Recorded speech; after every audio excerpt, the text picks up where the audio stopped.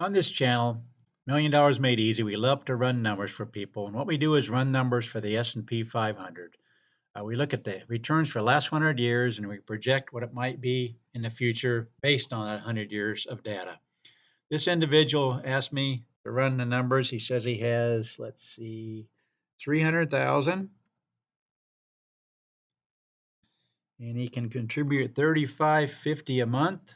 He wonders where he might be in the S&P 500 in the next 10 years. Now, here's my caveat. I've been trying to bring this out in all my videos.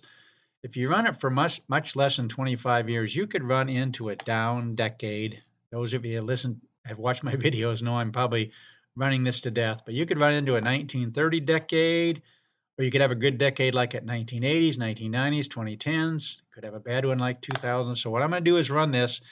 He's only got 10 years till he retires, so I'm going to run it for the 2000, and it's right here. After 10 years, in this case scenario, you would, right here, if I'm checking all my numbers right, 300,000, 35.50 a month. You would have, after 10 years, 725,000. If you could hang on for another 5 years, and this is the year 2000, you'd have 1792. But I want you to notice a difference. If you start in 2010 where you don't have any reds, look at the difference. Instead of 725,000, you'd have 1.891 million. That's why I really hate to run numbers for less than like 20 or 25 years.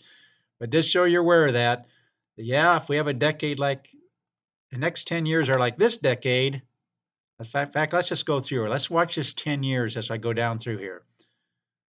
725,000, 859,000, 910,000, 1.1. What's happening? We're getting rid of all these reds. You still got 2008 coming up. 1.297 million, 1.359 million, 1.305, 0.32 in 2008, 1.526.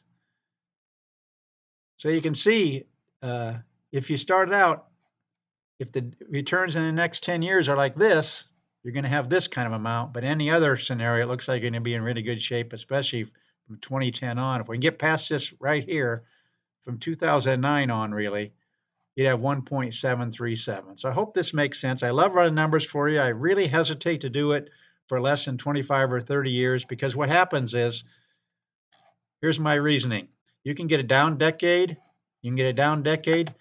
but inevitably we got positive decades following that. If you can catch 3 or 4 decades, especially 3 decades, yeah, you might have a down decade, but you're going to have some good decades attached to that. At least that's what it's been doing for the last 100 years.